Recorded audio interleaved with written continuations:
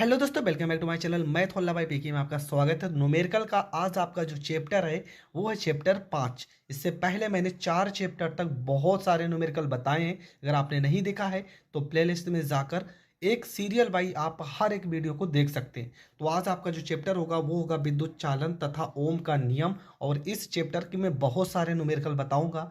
क्यों? क्योंकि इस चैप्टर के न्यूमेरिकल पेपर में हर बार आते हैं। तो ज़्यादा टाइम ना बर्बाद करते हुए बढ़ते हैं अपने प्रश्न की ओर। तो आपका जो पहला प्रश्न है, देखो हेडिंग भी आपका पहला हेडिंग है विद्युत धारा। पहले इसके सवाल को समझ लेते हैं। लिखा, हाइड्रोजन परमाणु में इलेक्ट्रॉन नाभिक के चारों ओर प्रति सेकंड 6 × 10⁻15 चक्कर लगाता है। वृत्तीय पथ में धारा का मान ज्ञात करना है। आपका प्रति सेकंड मतलब टी का वैल्यू कितना दिया, 1 सेकेंड। हाइड्रोजन परमाणु में इलेक्ट्रॉन मतलब आवेश का वैल्यू दिया है और एन का वैल्यू दिया गया। मतलब आपके पास टी है, एन है, आई नहीं है, लेकिन इलेक्ट्रॉन है मतलब क्यू है। क्यू बराबर 1.6 × 10⁻⁻19 कूलाम। हमें निकालना क्या है? हमें निकालना है आई। फार्मूला होता है क्यू बराबर एन इंटू ई, और एक फार्मूला होता है क्यू बराबर में आई इंटू टी।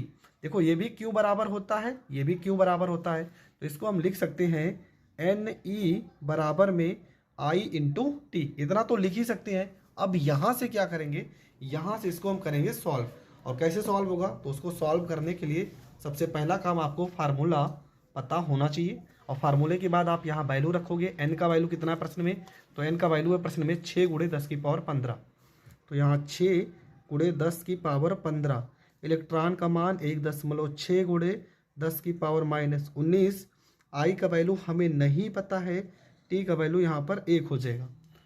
इसके बाद आपका हो जाएगा आई बराबर में 16 को 6 से गुणा करेंगे, 16 छक्का 96। एक अंक पे 10 मलो तो एक अंक पे 10 मलो। 19 में से 15 घटा देंगे तो 10⁻9 में से 5 जाएगा माइनस में 4। और धारा का मात्रक क्या हो जाएगा? धारा का मात्रक हो जाएगा एम्पियर। और ये आपका हो जाएगा करेक्ट आंसर। तो ये प्रश्न भी आपको बहुत अच्छे से समझ में आ गया होगा।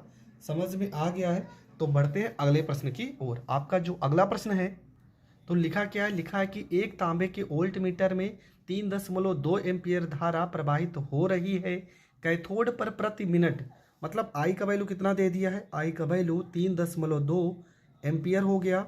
इसके बाद धारा प्रवाहित हो रही प्रति मिनट, मतलब टी का वैल्यू 1 मिनट, और 1 मिनट में हो जाएंगे आपके 60 सेकेंड हो जाएंगे। ठीक है। इसके बाद Cu+2 पे इलेक्ट्रॉनों की संख्या मतलब एन का वैल्यू आपको ज्ञात करना है। आई का वैल्यू दिया है, टी का वैल्यू दिया है, और प्रश्न में इलेक्ट्रॉन मतलब आवेश का वैल्यू। अगर इलेक्ट्रॉन दिया है तो आपको आवेश की जगह पर 1.6 × 10⁻⁻19 कूलाम रखना है। फार्मूला हो जाएगा क्यू बराबर में एन इंटू ई, और क्यू बराबर में हो जाएगा आई इंटू टी। ये फार्मूला हो जाएगा। यहाँ पे एन ई बराबर हो जाएगा आई इंटू में टी हो जाएगा। एन की जगह पे हमें वैल्यू निकालना है। ई का मान 1.6 × 10⁻⁻19 हो जाएगा। आई का वैल्यू आपका हो जाएगा 3.2 हो जाएगा, और टी का वैल्यू यहाँ पर 60 सेकेंड हो जाएगा। यहाँ से इसको काट देंगे, 16 कम 16, 16 दूना 32 हो जाएगा। ठीक है। एक अंक पे 10 मतलब यहाँ, एक अंक पे यहाँ, 16 दूना 32 हो जाएगा। एन बराबर आपका हो जाएगा, 2 को 60 से गुणा करेंगे, 60 दूना 120 हो जाएगा। 10⁻⁻19 है, इसको इस साइड भेजेंगे तो यहाँ प्लस में 19 हो जाएगा। आप लिखना चाहो तो यहाँ पर ही आंसर लिख सकते हैं। ये आपका हो जाएगा करेक्ट आंसर। गुणा भाग करने का ज़रूरत नहीं है। आप यहाँ पर भी लिख कर आते हैं तो आपको पूरे के पूरे नंबर मिलेंगे। बढ़ते हैं अगले प्रश्न की ओर। आपका जो अगला प्रश्न है वो प्रश्न में लिखा है, लेकिन यहाँ पर एक प्रश्न और शब्द था। यहाँ पे क्या पूछा है? Cu+2 में इलेक्ट्रॉनों की संख्या। यहाँ पर Cu पे कितने चार्ज है? +2।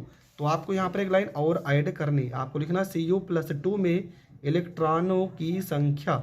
ठीक है। तो आपको क्या करना है? इसमें कितने चार्ज हैं? 2 चार्ज हैं, तो आपको 2 से कर देना है भाग।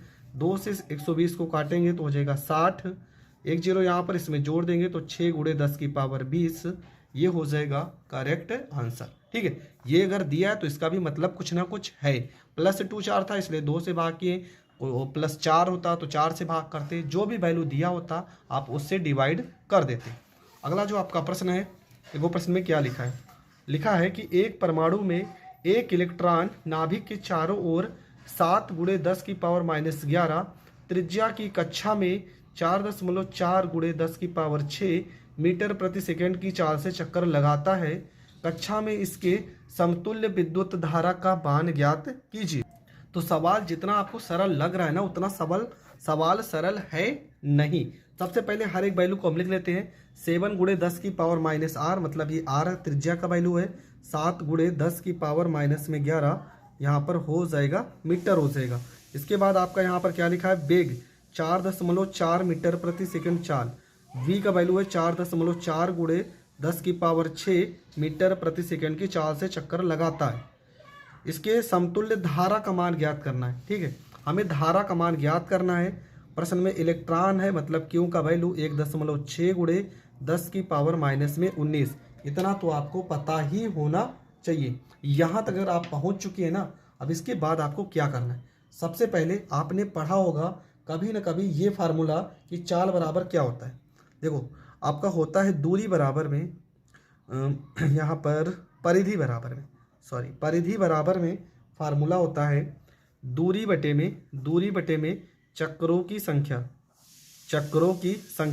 ठीक है, ये फार्मूला आपने कभी ना कभी ज़रूर पढ़ा होगा। अगर यहाँ पर हम n को भेज देते हैं तो यहाँ क्या हो जाएगा, यहाँ हो जाएगा दूरी बटे में परिधि हो जाएगा। दूरी बटे में क्या हो जाएगा, परिधि हो जाएगा। इसके बाद दूरी बटे परिधि के बाद हम क्या लिखेंगे, यहाँ पे n बराबर दूरी आपका क्या है, दूरी का फार्मूला होता है चाल बटे में समय, और गुणे में यहाँ पर हो जाएगा परिधि हो जाएगा। अब यहाँ पे हो जाएगा n बराबर चाल के लिए हम b लिखेंगे, समय के लिए t लिखेंगे, और परिधि के लिए क्या लिखेंगे 2πr। ठीक है, यहाँ तक हमें सोचना पड़ेगा, तब जाके प्रश्न आपका हल होगा। अब इसके बाद आपको क्या करना है, इसके बाद हम लगाएंगे फार्मूला होता है Q बराबर में n इंटू ई। Q बराबर में n इंटू ई होता है, और एक फार्मूला होता है Q बराबर में I इंटू टी। ठीक है, ये दोनों में से कोई एक फार्मूला यहाँ पर यूज होगा। तो कौन सा हमें निकालना, क्या है, हमें निकालना है I निकालना है। ठीक है, प्रश्न में हमें धारा निकालना है, तो धारा निकालना है तो हम कौन सा वैल्यू रखेंगे, ये वाला वैल्यू रखेंगे। ठीक है, यहाँ पर हो जाएगा Q बराबर एन ई बराबर में I इंटू टी। एन की जगह पे n हो जाएगा, एन की जगह पर ये वैल्यू उठा के रखेंगे v बटे में t गुणे में 2πr, और गुणे में यहाँ पर e हो जाएगा, यहाँ पर I इंटू में t हो जाएगा। इसके बाद हम क्या करेंगे, यहाँ से जो वैल्यू कट रही है उस वैल्यू को काट देंगे।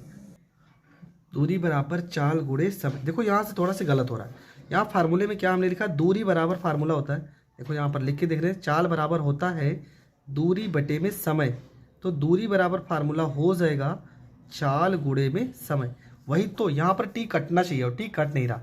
यहाँ पर जो समय बटे में लिखे ना, ये समय ऊपर गुणे में रहेगा। ठीक है, यहाँ पे टी आपका समय ऊपर गुणे में रहेगा।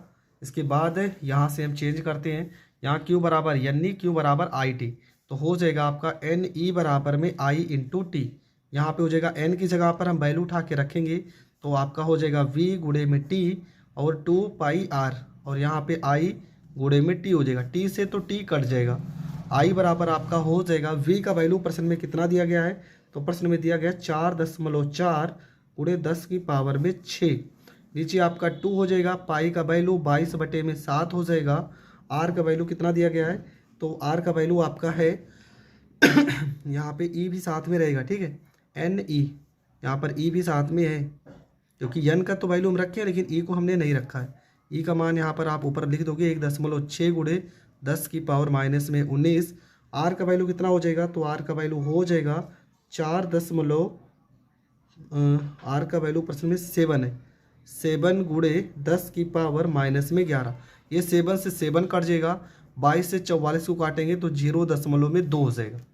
इसके बाद आपका क्या हो जाएगा, इसके बाद यहाँ पे आई बराबर आपका हो जाएगा 16 को 2 से गुणा करेंगे तो 0.32 हो जाएगा, बटे में यहाँ 2 अभी लिखा ही है, गुणे 19 में से 6 घटा देंगे, 9 में से 6 गया माइनस में 13, 10 की पावर 11 को ऊपर भेजेंगे प्लस में 11 हो जाएगा। इसको काट देंगे तो आई बराबर 0.16 गुणे 13 में से 11 घटा देंगे माइनस में 2 हो जाएगा। आई बराबर एक अंक यहाँ दशमलव खिसका देंगे तो क्या हो जाएगा 10 की पावर -1, और यहाँ पहले से माइनस में 2 हो जाएगा।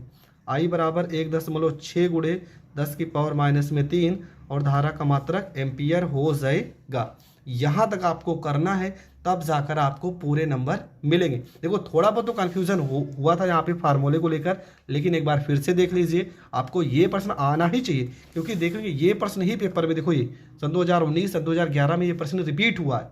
तो इस तरह के प्रश्न ही पेपर में आएंगे जो आपके दिमाग को घुमा के रख देंगे। लेकिन इस तरह का प्रश्न अगर आप करोगे तो 100% आपका हर एक टॉपिक अच्छे से क्लियर हो जाएगा।